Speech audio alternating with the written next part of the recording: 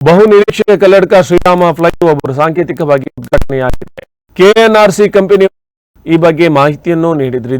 ಪ್ರಾರಂಭಿಕವಾಗಿ ಒಂದು ಪಾರ್ಶ್ವದಲ್ಲಿ ವಾಹನಗಳನ್ನು ಸಂಚರಿಸಲು ಬಿಡಲಾಗುವುದು. ಇದಕ್ಕಾಗಿ ಈಗಾಗಲೇ ಒಂದು ಬದಿಯಲ್ಲಿ ರಸ್ತೆಯಲ್ಲಿ ಎತ್ತರದ ಕಾಂಕ್ರೀಟ್ ಗೋಡೆಯನ್ನು ಕಟ್ಟಲಾಗಿದೆ. ನೀರು ಹರಿದು ಹೋಗಲು ಪೈಪ್ ವ್ಯವಸ್ಥೆ ಮಾಡಲಾಗಿದೆ. ಕಾಮಗಾರಿ ಇನ್ನೂ ಬಾಕಿ ಇದೆ. ಬೀಚ್ ರೋಡ್ನಿಂದ ಅಡ್ಡಹೊಳೆವರೆಗೆ 64 ಕಿಲೋಮೀಟರ್ ಉದ್ದದ ಹೆದ್ದಾರಿ ಕಾಮಗಾರಿ 2017ರಲ್ಲಿ L&T ಕಂಪನಿಗೆ 821 ಕೋಟಿ ರೂಪಾಯಿಗಳಿಗೆ ವಹಿಸಲಾಗಿತ್ತು. ಹಲವು ಕಾರಣಕ್ಕೆ ವಿಳಂಬವಾಗಿ ಬಳಿಕ ಅರ್ಧದಲ್ಲಿ ಸ್ಥಗಿತಗೊಂಡಿತ್ತು. 2021ರಲ್ಲಿ 64 ಕಿಲೋಮೀಟರ್ ಉದ್ದದ ಹೆದ್ದಾರಿಯನ್ನು 49 ಕಿಲೋಮೀಟರ್ ಹಾಗೂ 15 ಕಿಲೋಮೀಟರ್ ಎಂದು ವಿಭಾಗಿಸಿ ಕೆಎನ್ಆರ್ ಕನ್ಸ್ಟ್ರಕ್ಷನ್ಸ್ ಹೈದರಾಬಾದ್ ಹಾಗೂ ಔತಡೆ ಪ್ರೈವೇಟ್ ಲಿಮಿಟೆಡ್ ಮಹಾರಾಷ್ಟ್ರ ಕಂಪನಿಗಳಿಗೆ ಗುತ್ತಿಗೆ ನೀಡಲಾಯಿತು. ಅಲ್ಲಿಂದ ಕಾಮಗಾರಿಗೆ ಬೇಗ ದೊರಕಿತು. ಮಳೆಗಾಲದಲ್ಲಿ ಬಹುತೇಕ ಕಾಂಕ್ರೀಟ್ ರಸ್ತೆಯಲ್ಲಿ ಸಂಚಾರಕ್ಕೆ ಅವಕಾಶ ನೀಡಲಾಗುವ ಮೂಲಕ ವಾಹನ ಸವಾರರು ತುಸು ನಿಟ್ಟುಸಿರು ಬಿಡುವಂತಾಗಿದೆ.